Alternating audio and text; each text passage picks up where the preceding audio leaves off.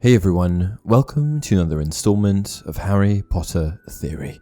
In today's video, we're going to be discussing the founders of Hogwarts School of Witchcraft and Wizardry, Godric Gryffindor, Salazar Slytherin, Helga Hufflepuff, and Rowena Ravenclaw. More specifically, however, we're going to be looking at the founders in the context of their power. In the past, I've ranked the most powerful Slytherins, Gryffindors, Hufflepuffs, Ravenclaws, Order of the Phoenix members, Dumbledore's army members, aurors, Death Eaters, Weasleys, and more. So I thought it only natural that next we rank the founding members of each of the Hogwarts houses. Now, before we get things rolling, I just want to say one thing. All four of the Hogwarts founders were immensely powerful, and I mean powerful. In fact, the level of power that the founders possessed is thought to be uncomparable to most modern-day witches and wizards. Uncomparable is a strong word, and suggests that they were eons ahead of the wizards of today, but why they were so powerful is uncertain, and I wonder if it's just that the power of witches and wizards has been watered down over time. If not, what made them so special? Why were they so skilled? In my eyes, I would assume that the magical beings of the wizarding world would only become more powerful as a whole over time, learning new spells and tricks from their ancestors. However, it seems to be quite the opposite. In fact, the most powerful witch and wizard to have ever existed also lived during the time period that the Hogwarts founders were around.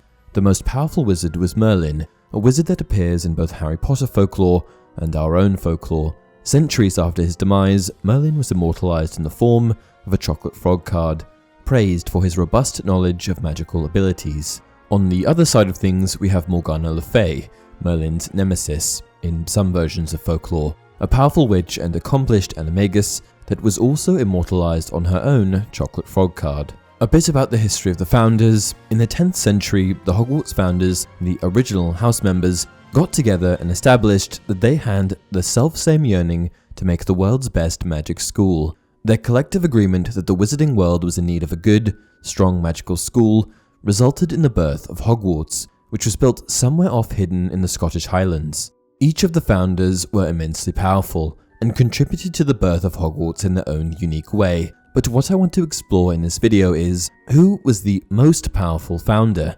It'd be all nice and fun to assume that they were all equal, but that's not realistic. So sit back, relax, and enjoy my own personal rankings of the Hogwarts founders.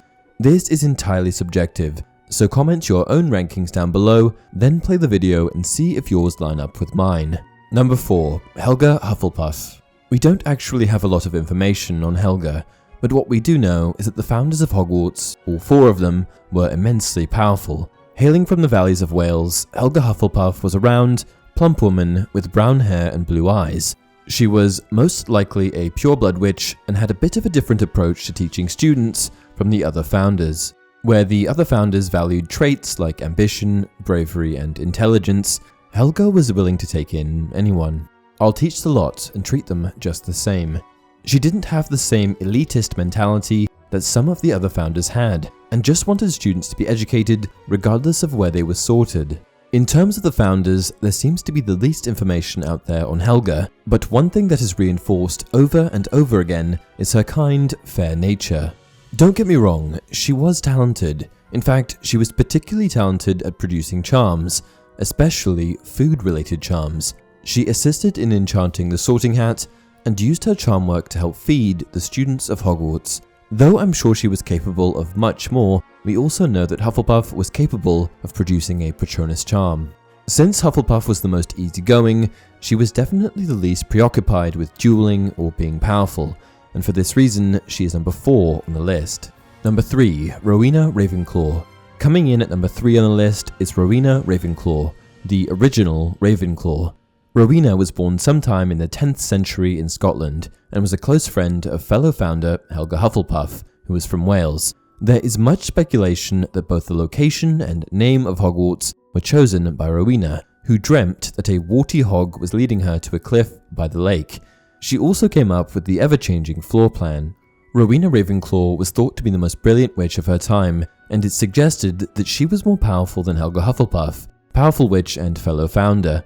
Unlike Helga, Rowena was more versed in a multitude of magical capabilities, and though she wasn't particularly skilled at food-related charms, she was a skilled practitioner of charms in her own right. In fact, Rowena even enchanted her own diadem, advanced magic that caused the diadem to enhance the wearer's wisdom. Rowena, like Helga, was also able to produce a Patronus, and it has been expressed that she was even versed in divination, which is a skill reserved for very few witches and wizards.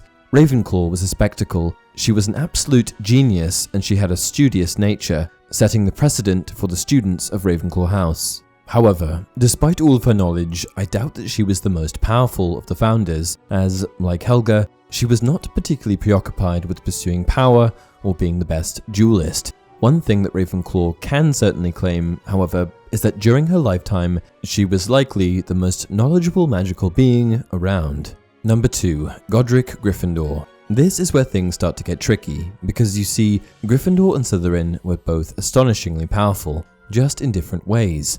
Godric was a tall, muscular man with a lion-like mane of hair. This is representative of the Gryffindor crest, which contains a lion. Gryffindor was unusual as a wizard in that he would often duel with a sword rather than with a wand. This was to give people a fighting chance. He was an extremely impressive swordsman. In fact, Rowling said it herself, Gryffindor was the most accomplished duelist of his time. However, I want to make a distinction here. Being a powerful duelist does not automatically give you the top spot for power, particularly as his title most likely pertains to his swordsmanship and his ability to win sword-fighting duels, not necessarily magic-based duels. With that being said, however, Godric was still suited to martial magic. In addition to being an impressive swordsman and duelist, Godric was also a charms master and the original owner of the Sorting Hat. He was a great man and a strong advocate for Muggle-born acceptance. His big heart is unquestionably one of the ranking factors here, especially given the importance that the Harry Potter story has placed on love and the power that love holds. Number 1. Salazar Slytherin. Last but not least, we have Salazar Slytherin, the father of Slytherin, and Voldemort's ancestor. Slytherin was a pureblood wizard that was born sometime before 976 AD, and he was infamous for having the least tolerant view towards Muggles and Muggle-born students. His legacy is certainly not one that beams with positivity, and he even left the school because he couldn't agree with how the other founders operated. He wanted only pureblood students at the school, and passed on this philosophy to his students. When he saw that things weren't going to go his way, he built the Chamber of Secrets, a secret chamber which contained a powerful basilisk intended to rid the school of Muggleborns. The most impressive part of this, however, was that he created the basilisk himself. Basilisks are no joke. In fact, they are one of the most powerful creatures in the wizarding world, so the fact that he was able to create one and hide it right under the noses of the other founders is nothing short of impressive. Because Slytherin was the only founder to pursue the dark arts in any capacity, his magical arsenal was considerably larger than the other founders. He did things with magic that other, morally righteous wizards were too noble to do. But Salazar had no shame, just like Voldemort. Because of this, he became exceptionally skilled at producing dark magic. Not only that, but he was a master legilimens, skilled wand maker, and charms expert.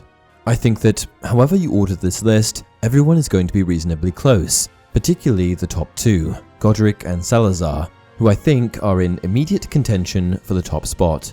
What do you guys think? What's your order? Let me know in the comment section below. Until next time, never tickle a sleeping dragon.